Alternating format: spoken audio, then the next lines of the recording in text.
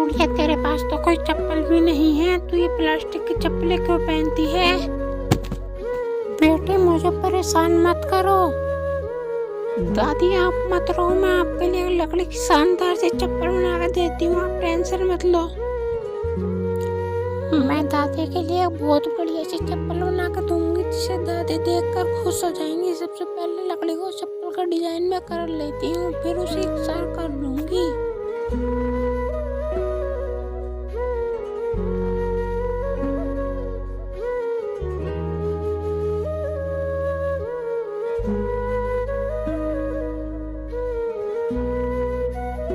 दादी लो, मैंने आपके लिए चप्पल बना दी, तुम आप अब चप्पल पहन लो।